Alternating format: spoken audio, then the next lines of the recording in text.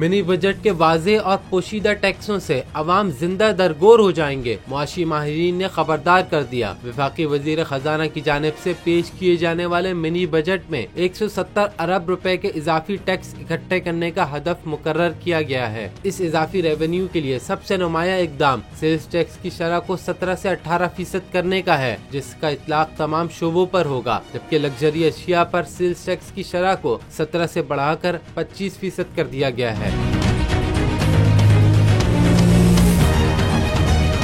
मुआशी माहिरीन के मुताबिक सेल्स टैक्स की शरह में होने वाला इजाफा दरअसल महंगाई की शरह में इजाफे का सबब बनेगा, क्योंकि सेल्स टैक्स खपत यानी अशिया के इस्तेमाल पर लगता है और इस इजाफे से चीजों की कीमतें बढ़ेंगी, जिसकी कीमत एक आम सारिफ को अदा करना पड़ेगी। माहिर मईशत डॉक्टर अशफाक हसन ने हुकूमत को आईना दिखाते हुए कहा कि वफाकी वजीर खजाना की जानिब से जिन चीजों को सेल टैक्स से मुस्तस्ना करार दिया गया है वो तो वैसे ही खुली फरोख्त होती हैं, इसलिए हुकूमत की जानिब से ये दावा कि आम आदमी के इस्तेमाल की चीजों को इसमें से छूट दी गई है सरासर झूठ है।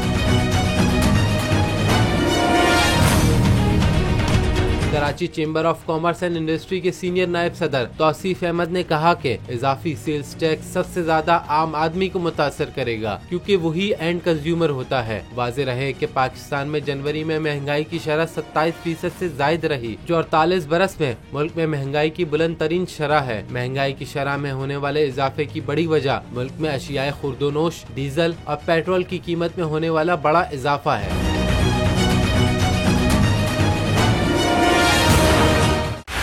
बोल उड़ाएगा सबका होश, भूल जाएंगे सब अपना जोश। देखिए पाकिस्तान की सबसे बड़ी PSL ट्रांसमिशन सकलैन मुश्ताक, रमीज राजा, सुहेब अलवी, जमील फारूकी और फहीम खान के साथ खेल का जुनून रोजाना रात 11 बजे सिर्फ बोल न्यूज पर। सब्सक्राइब करें और बेल दबाएं ताकि कोई खबर रह न जाए।